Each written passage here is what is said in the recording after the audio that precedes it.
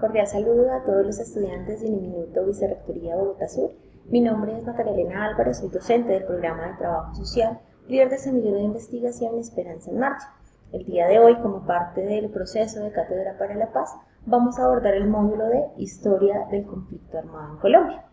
utilizando como guía en la presentación un texto de Carlos Medina que narra la historia del conflicto en 4 periodos específicos.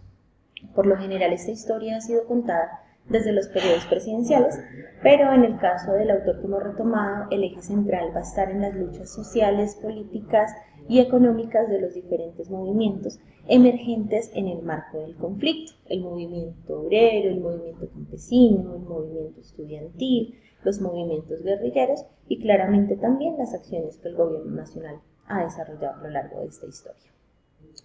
Un primer periodo nos va a configurar los orígenes de los actores y conflictos sociales y políticos del siglo XX y va de 1903 hasta 1929. En el segundo periodo vamos a abordar el retorno de los conflictos interpartidistas y la violencia, que va de 1930 a 1957. El tercer periodo, conflictos sociales y político-ideológicos, están marcados en los años de 1958 y 1977, donde abordaremos la formación de las guerrillas de primera y segunda generación, y un cuarto periodo tiene que ver con el análisis de las causas por las cuales se empieza a enrarecer y a degradar el conflicto en Colombia, que va desde 1978 al presente. Bien, el primer periodo, orígenes de actores y conflictos sociales y políticos del siglo XX, de 1903 a 1929, inicia con la finalización de la Guerra de los 1000 días, que representa para Colombia unas pérdidas en términos humanos y también en términos territoriales. Recordemos que la Guerra de los 1000 días coloca a Estados Unidos como un actor preponderante de las definiciones que en materia política, económica y, si se quiere, también de conflicto social y armado han de tomarse en el país. Digamos que el hito histórico que marca el inicio de este periodo es la separación de Panamá y su posterior indemnización con algo que la historia conoce tradicionalmente como la danza de los millones. La danza de los millones lo que hace es introducir a Colombia en una lógica de dependencia absoluta con Estados Unidos por la supuesta ayuda económica que éste brinda durante la Guerra de los 1000 días y da origen a lo que hoy conocemos como la deuda externa, que data desde 1903. Este es un periodo que se caracteriza por una pugna preponderante entre las hegemonías liberal y conservadora, que son producto de toda la tradición bolivariana y santanderista respectivamente, que surge en el marco de la independencia y que se expande principalmente a lo largo del siglo XX. Es en este escenario de confluencia política, económica, social, que se configura un sector que, unido a los trabajos rurales y a las posibilidades de acceso a la tierra, forman lo que se va a conocer como el movimiento campesino. Es en este periodo donde van a florecer y van a adquirir una forma particular los problemas agrarios que van a determinar las luchas campesinas y la movilización campesina a lo largo del siglo XX. Es así como la tierra se va convirtiendo, junto con la necesidad de una reforma agraria, en el eje esencial de los problemas agrarios en Colombia y en la razón de ser de estas luchas campesinas, que hasta hoy se mantienen y que van a instituir una de las causas centrales y estructurales de la violencia y la guerra en el país. En este periodo histórico se generan los primeros desplazamientos poblacionales masivos de campesinos a las zonas urbanas del país, y esto, sumado a las necesidades del mercado, al surgimiento de unas formas de trabajo articuladas a las relaciones salariales, el desarrollo industrial y el crecimiento del capitalismo como sistema o como más bien como modelo económico, son las condiciones para que aparezca en el escenario de la historia colombiana lo que se conoce como la clase trabajadora o la clase obrera asalariada, que va a empezar a articularse en unas luchas y en una organización sindical que poco a poco va a adquirir una fuerza social y política determinante en el conflicto social y armado colombiano. Entonces, este va a ser un periodo marcado por las luchas campesinas, por las luchas sindicales, y a esto se va a sumar el surgimiento emergente del movimiento cívico, un movimiento que aboga por unas reivindicaciones que ya no son de tipo sindical ni agrario, sino que son propias de la condición de ciudadano, ¿sí? El acceso a vivienda digna, el acceso a servicios de calidad, la lucha contra la corrupción. Y la cumbre de este movimiento va a ser en junio de 1929 en la ciudad de Bogotá, cuando van a confluir unas tensiones políticas hacia el régimen conservador en protesta contra las lógicas de clientelismo y corrupción en la administración de las empresas públicas de Colombia, así como una protesta también muy fuerte por la masacre de los trabajadores bananeros de la Unit Fruit Company, lo que todos conocemos como la masacre de las bananeras, ocurrida en Magdalena en el año de 1928. Vamos que en el marco de este movimiento cívico va a suceder algo muy importante que va a marcar también la creación de otro movimiento. En el marco de este movimiento cívico se produce el asesinato de Gonzalo Bravo Pérez, que es el primer estudiante que muere en manos de la fuerza pública y que ha de constituirse en un símbolo de las luchas estudiantiles de todo el siglo XX, cuya muerte inevitablemente lleva a que el régimen conservador decaiga y pierda las elecciones en los próximos periodos presidenciales. Y es también en el marco de este proceso y de estas luchas que surge el Partido Socialista Revolucionario, un partido que va a articular la lucha del movimiento sindical obrero, junto con algunos miembros del movimiento de artesanos y un núcleo importante del movimiento campesino. En este sentido, se va a permitir la creación del Partido Comunista Colombiano, basado claramente en ideas de tipo socialista por el triunfo de la Revolución Rusa de 1917. Digamos que en síntesis, en este periodo se configuran los actores y se crean las dinámicas sociales y políticas que van a desdoblarse durante gran parte del siglo XX con sus respectivas complejidades y con sus particulares desarrollos. Tenemos, digamos que, en el marco del ejercicio que hemos venido comentando, unos partidos políticos como actores preponderantes del conflicto, tenemos unos movimientos sociales, movimiento campesino, movimiento sindical, movimiento estudiantil, movimiento cívico, y tenemos también una injerencia internacional por el tema de la preponderancia que tiene Estados Unidos en la toma de decisiones. Digamos que es importante resaltar acá que estas 3 primeras décadas de nuestra historia reciente se dan en un contexto internacional donde suceden varias cosas que son relevantes y que van a influir de manera directa o indirecta en las dinámicas nacionales. Tenemos por un lado el desarrollo de la Primera Guerra Mundial, tenemos la Revolución Rusa de 1917 y tenemos también la gran crisis capitalista de los años 30. Es un periodo que va a estar marcado también por el decaimiento de Europa como centro de la hegemonía mundial y la aparición de Estados Unidos como potencia. En este periodo, si hacemos el balance general, van a aparecer las 3 razones que han fundamentado o han estructurado el conflicto armado en Colombia: la cuestión agraria, la injerencia internacional que no nos permite ser un Estado soberano y la poca apertura democrática, pues a la fecha existían únicamente legalizados los partidos liberal y conservador y un partido naciente que era el Partido Comunista. El segundo periodo, retorno de los conflictos interpartidistas y la violencia, va de 1930 a 1957. Este es un periodo que va a estar marcado por el retorno de los conflictos entre los partidos tradicionales que se desarrollaron en el siglo XIX. Estamos hablando del Partido Liberal y el Partido Conservador, que han tenido una pugna a lo largo del siglo pasado, pero que aquí también la van a tener en el marco de un nuevo contexto social, político y económico estructurado desde lo internacional por unos hechos específicos como el ascenso del fascismo, el desarrollo de la Segunda Guerra Mundial, la aparición de la Unión Soviética como una potencia mundial y el desarrollo pleno de la Guerra Fría. Y en el campo nacional, el desarrollo de unas luchas sociales y políticas en una fase de reformismo institucional y de crecimiento de la violencia y un resurgimiento también de los movimientos armados que libraron la Guerra de los Mil Días.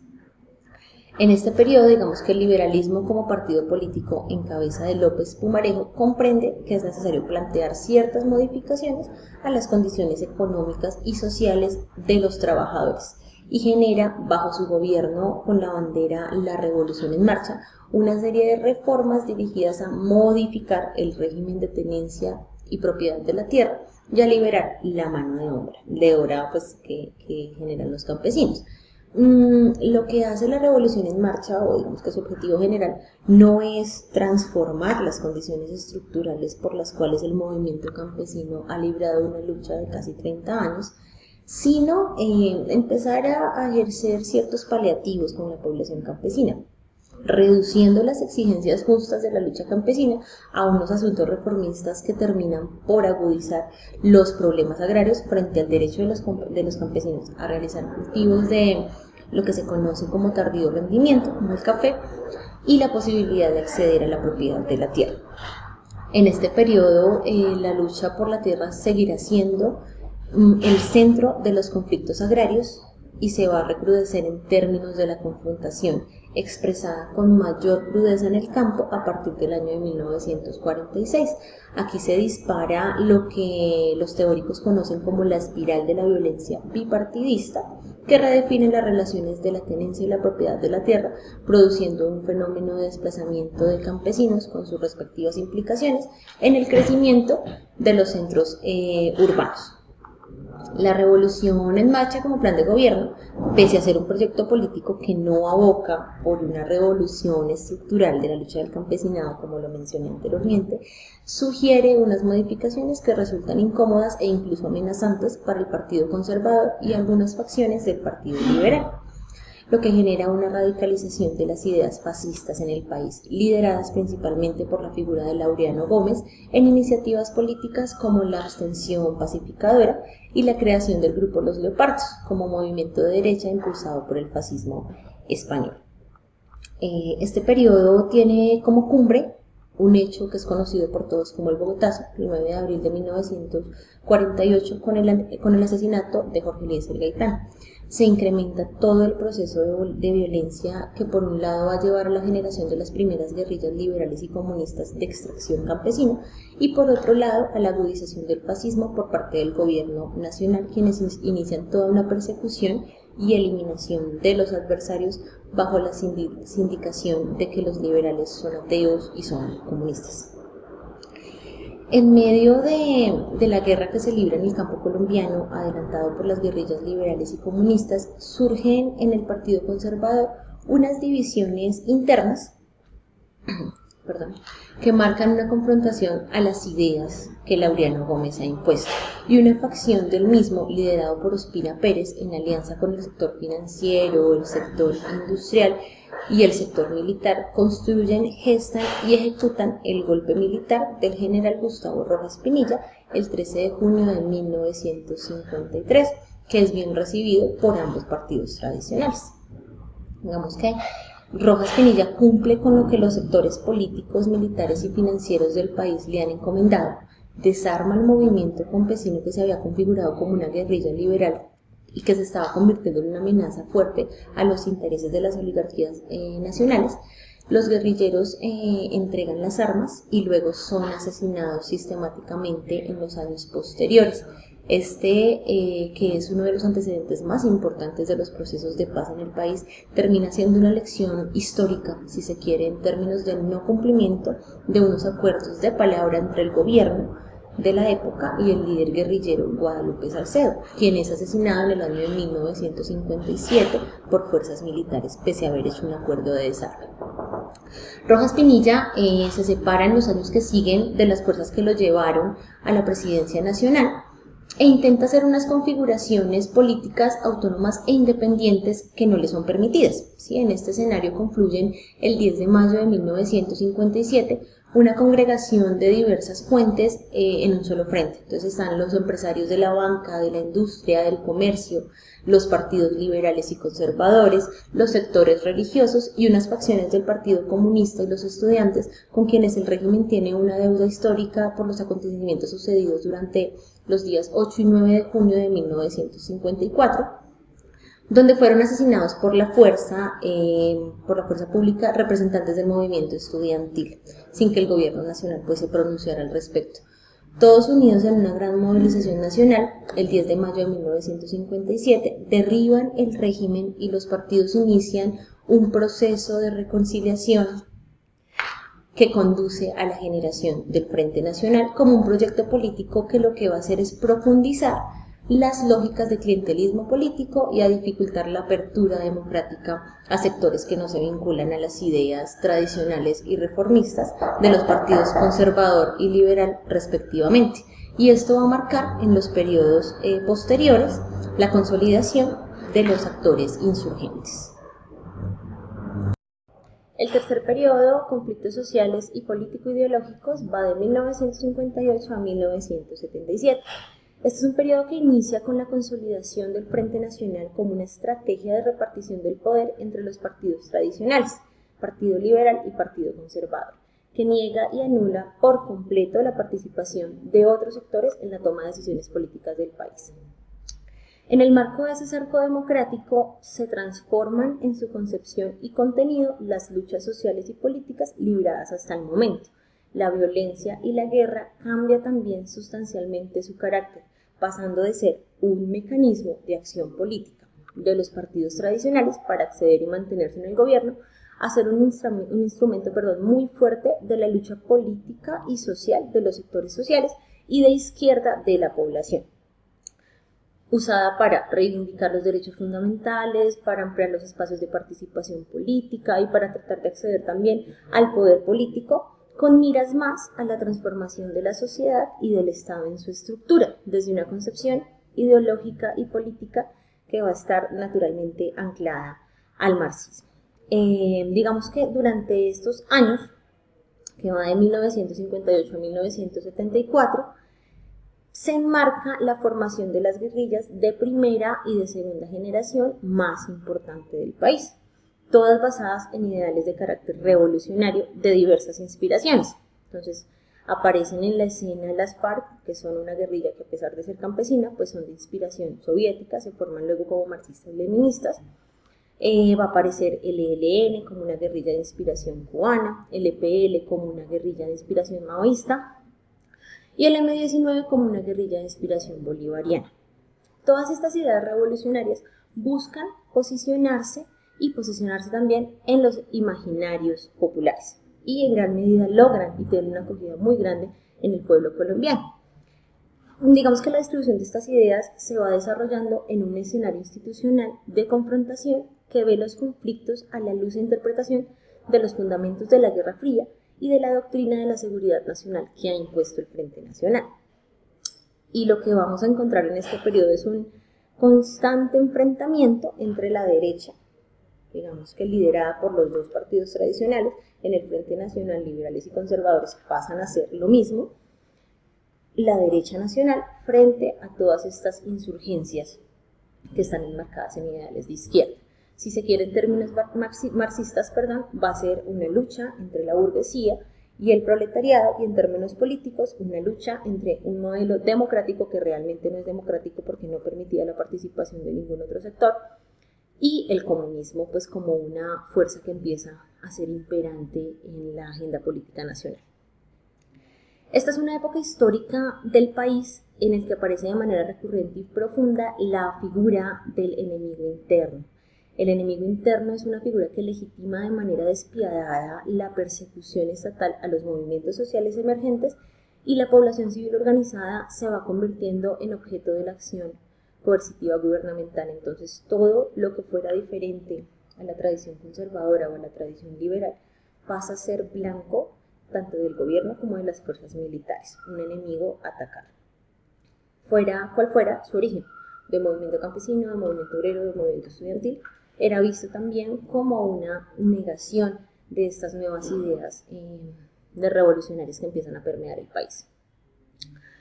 Los gobiernos del Frente Nacional, Lleras Camargo, Guillermo León Valencia, Lleras Restrepo y Pastrana Borrero, desde sus planes de gobierno garantizan la protección de los intereses económicos de las élites colombianas. En consecuencia, pues el pueblo no se siente recogido por ninguno de los dos partidos tradicionales,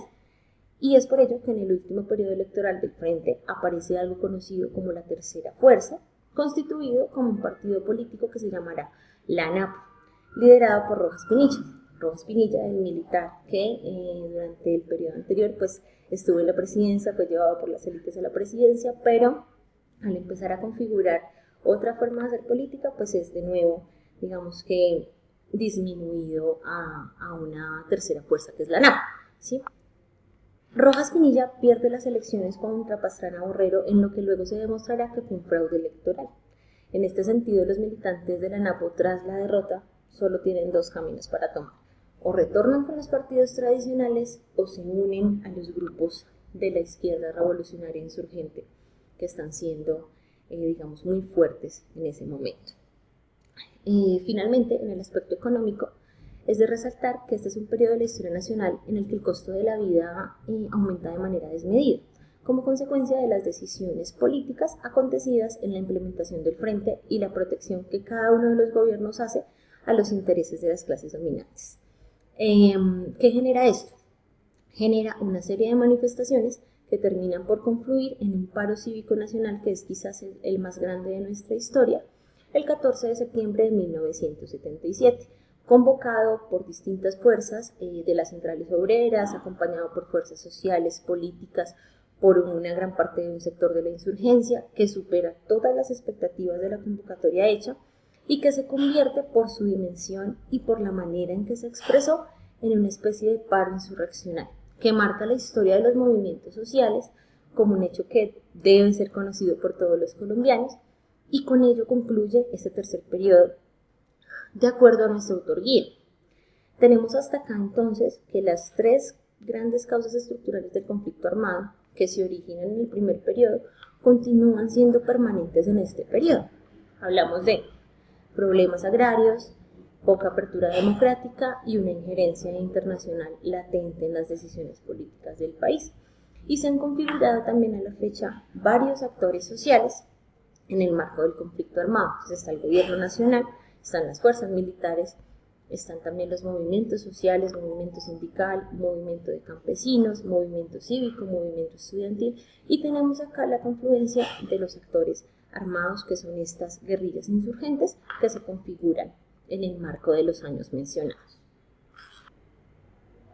El cuarto periodo de enrarecimiento y degradación de los conflictos va de 1978 hasta el presente.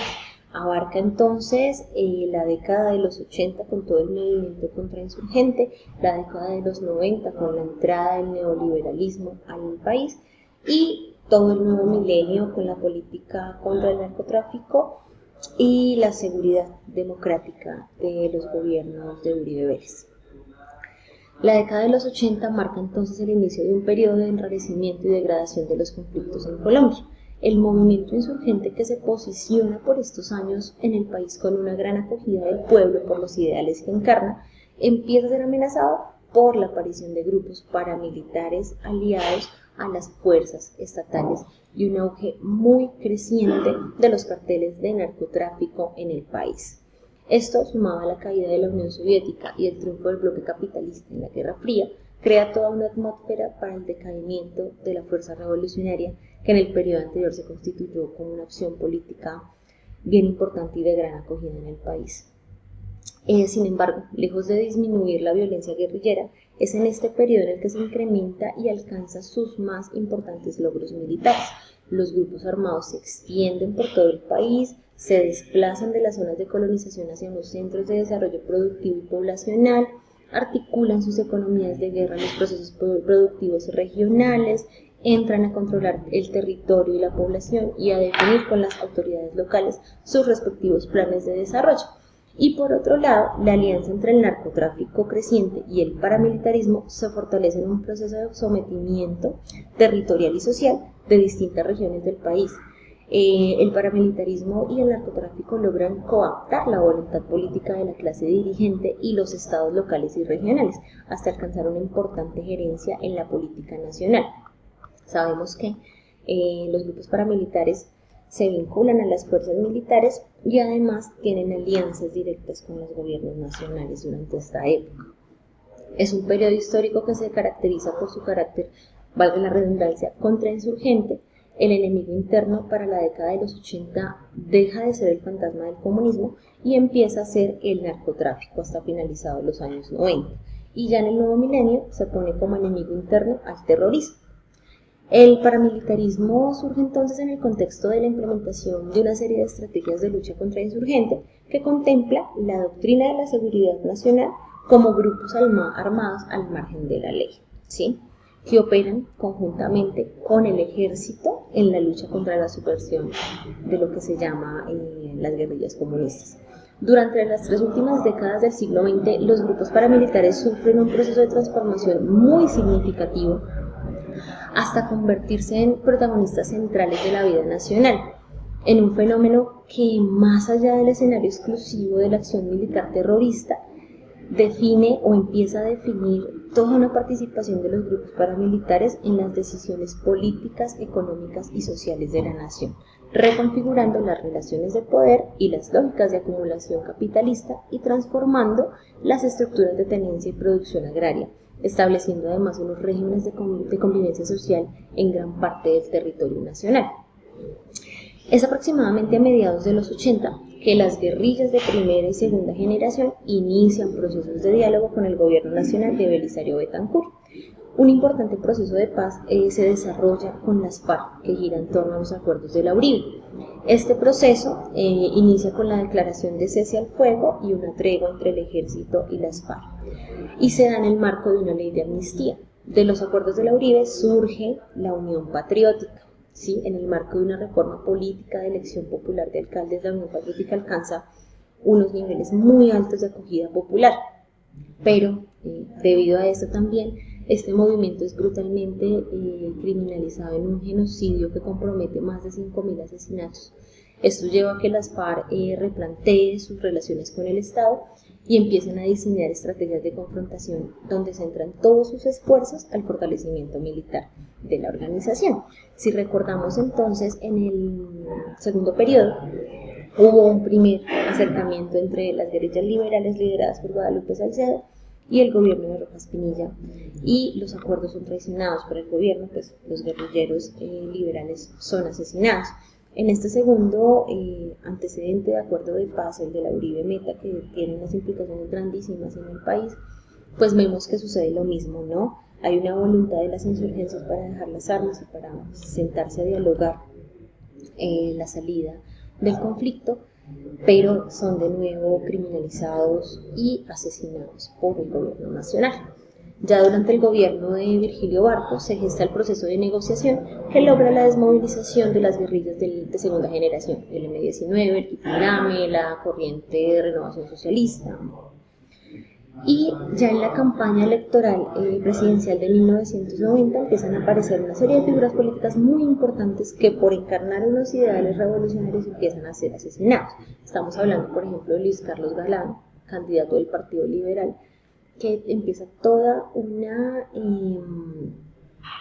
un contraataque contra lo que es el narcotráfico y los agentes de la violencia. Y en agosto de 1989, en el desarrollo de toda esta campaña presidencial, pues Galán es asesinado. Otros candidatos como Bernardo Jaramillo, que era de la Unión Patriótica, Carlos Pizarro León Gómez, del M-19, también son asesinados en este proceso, quedando como opción casi que única para la elección César Gaviria Trujillo, ¿sí?, que asume como las banderas de Galán e inicia su ascenso hacia la presidencia de la República. Una vez en el gobierno de Gaviria Trujillo, que abarca los años de 1990 hasta 1994, se convoca la Asamblea Nacional Constituyente, donde se establece pues la Constitución actual, pues la Constitución de 1991, pero en la medida en que se está dando esta Asamblea Nacional Constituyente, paralelamente se lanza toda una ofensiva militar contra la retaguardia estratégica de las FARC en Casa Verde. Casa Verde era el lugar donde se estaban generando los diálogos de la Uribe, ¿sí? Entonces vemos acá cómo de nuevo el gobierno traiciona las insurgencias en el incumplimiento de unos acuerdos. La nueva Constitución de Colombia, que se proclama, se convierte en un pacto político donde cada sector saca adelante su propia iniciativa, ¿sí? Entonces sectores desmovilizados de la insurgencia, liderados por el M-19, dejan consignado en la Constitución el capítulo de derechos civiles y políticos, sectores económicos representados en los partidos tradicionales, el espíritu neoliberal de la Carta y el narcotráfico, la nuestra tradición, ¿sí? Digamos que El gobierno de Gaviria lo que permite es la entrada plena del neoliberalismo al país y que las decisiones políticas pues empiecen a ser reguladas más por unas decisiones de tipo económico. Ya durante la administración de Samper, el conflicto armado alcanza sus mayores desarrollos. Por una parte, el fenómeno paramilitar se extiende por todo el país, se convierte en un actor político y militar fundamental en la lucha contra la insurgencia y en la consolidación de unos proyectos políticos regionales.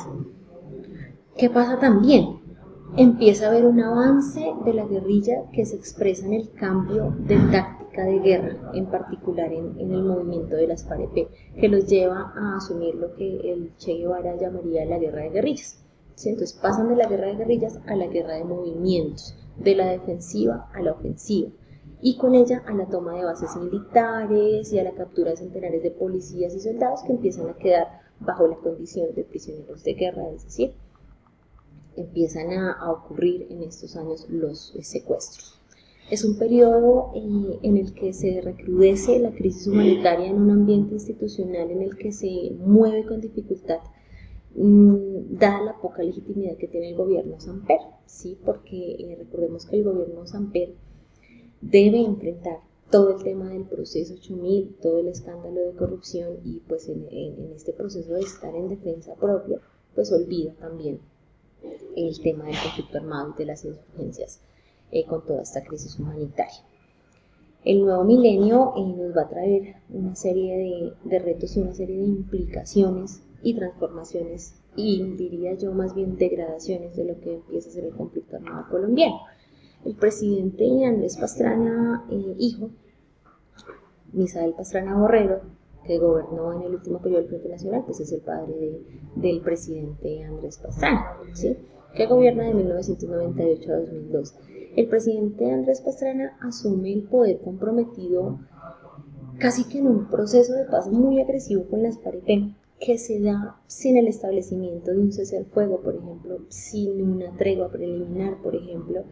sino en medio de la guerra, ¿sí? Digamos que no se para la guerra y los diálogos inician sin ningún tipo de acuerdo de cese bilateral, lo cual desde el comienzo va a empezar a generar unas múltiples dificultades dada la dinámica ofensiva en que viene la guerrilla en ascenso, ¿sí?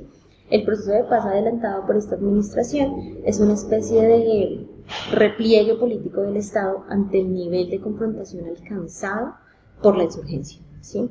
Y en este repliegue, se reconstruye toda la moral de las Fuerzas Armadas, se fortalece y se moderniza la institución militar y se implementa el Plan Colombia como un plan antidroga. Sí, digamos que el Plan Colombia lo que permite es la entrada indiscriminada de soldados o de militares más bien estadounidenses a atacar supuestamente el narcotráfico cuando se sabe que el narcotráfico ha hecho unas alianzas también con el gobierno nacional y bueno, como que empiezan a haber ahí unas alianzas perversas con unos fines económicos muy claros. El despeje del Caguán y el inicio del proceso de diálogo con las FAREP se dan en medio de la imagen de lo que es popularmente conocido como la silla vacía dejada por Manuel Marulanda Borges, ¿sí? Que es un buen símbolo para un balance de resultados, ¿sí? Digamos que la silla vacía que deja Manuel Marulanda o Tiro Fijo lo que hace es generar el ambiente de que no hay voluntad política del gobierno ni de las FARC para generar este proceso de paz. ¿Sí? Entonces todos los esfuerzos hechos por el gobierno Pastrana para sacar adelante el proceso se va hundiendo en unas dinámicas de guerra hasta dejarlo en una agenda de intercambio humanitario. ¿Sí? Sabemos entonces que ha habido un ascenso de todo lo que tiene que ver con el secuestro de policías y militares y lo que hace Pastrana es empezar a dialogar bajo la lógica del intercambio humanitario. ¿Sí? Digamos que el hecho de la silla vacía, las insurgencias o la insurgencia de las FARC ha manifestado que la silla quedó vacía porque se sospechaba que iba a haber un atentado contra Manuel Marulanda. Y en ese sentido, pues ellos empezaron como todo un ejercicio también de protección interna de lo que era el movimiento y pues el líder del movimiento en esa época. La guerra no cesa en este periodo, de hecho el nuevo milenio trae consigo una serie de crecimientos en lo armado y en lo militar Y el paramilitarismo sigue también avanzando en torno a la consolidación de las AUC, comandadas por Carlos Castaño. ¿Sí? El proceso de paz se sigue desarrollando en medio de múltiples dificultades, y ya los incidentes del 11 de septiembre en Nueva York impactan profundamente la dinámica de los diálogos, y los esfuerzos de paz de la administración Pastrana llegan a su fin. Sí, lo que sucede en Nueva York con el tema de la caída de las Torres Gemelas es poner el terrorismo como el enemigo interno. Entonces todos los grupos insurgentes son considerados grupos terroristas. Se redefine el proceso que se adelanta en el país, y la lucha internacional de Estados Unidos contra el terrorismo se coloca a la orden del día, incluida Colombia. Y esto coincide con el ascenso de Álvaro Uribe Vélez a la presidencia nacional en el año 2002. Desde el momento en que asume el cargo, impulsa la política de seguridad democrática y militares e implementa el Plan Patriota, iniciando todo un ambicioso proceso de recuperación del territorio nacional y de lucha contra la insurgencia. La administración Uribe, digamos que centra su actividad de paz, la cierra, hacia las insurgencias la cierra, pero la abre hacia los grupos paramilitares, ¿sí? Adelanta procesos de desmovilización y reinserción del fenómeno paramilitar a través de la Ley de Justicia y Paz, y trata de sacar adelante un lento y un enredado proceso con el ELN, pues que no resulta exitoso. Sus más grandes problemas giran en torno a concretar el Tratado de Libre Comercio con Estados Unidos, que pues, se logra, el intercambio humanitario con las FARC, la puesta en cuestionamiento de la legitimidad del régimen a raíz del fenómeno de la parapolítica que surge muy crecientemente en el gobierno Uribe, y la tensa situación existente con los países vecinos, resultante de la transnacionalización del conflicto colombiano y su persistente interés de mantenerse pues en el poder a través de la reelección. Sabemos que el presidente Uribe, como figura de presidente, dura desde el 2002 hasta el 2010, ¿sí? Teniendo durante toda esa época y durante los años siguientes una influencia bastante importante en las decisiones políticas del país. En el 2010, entonces, llega a la presidencia el que hasta ese entonces era el ministro de Defensa del gobierno Uribe, Juan Manuel Santos. Juan Manuel Santos inicia con un plan de gobierno que va enfocado en la introducción de las locomotoras de desarrollo al país, un poco pues defendiendo también los intereses económicos propios de su clase dirigente, y pues logra consolidar allí un primer esbozo de Plan Nacional de Desarrollo. Ya en su segundo periodo, la apuesta fuerte y el aporte fuerte que hace Juan Manuel Santos tiene que ver con los diálogos de paz. ¿Sí? La sociedad civil cumple un papel muy importante, digamos que en la presión social que ejerce para que el gobierno se siente a dialogar con las FARC. ¿Sí? De los diálogos en La Habana, pues resulta el acuerdo que es firmado en el año 2016, que recoge ciertamente todo lo que hemos venido hablando hasta el momento. Recoge el tema de la cuestión agraria, recoge la participación política, recoge las causas que vinieron añadiéndose al desarrollo del conflicto, como el narcotráfico, como la justicia para la paz, como el tema de las víctimas, ¿sí? Y pone en la mesa unas condiciones necesarias para que el conflicto armado se transforme desde sus raíces estructurales, ¿sí?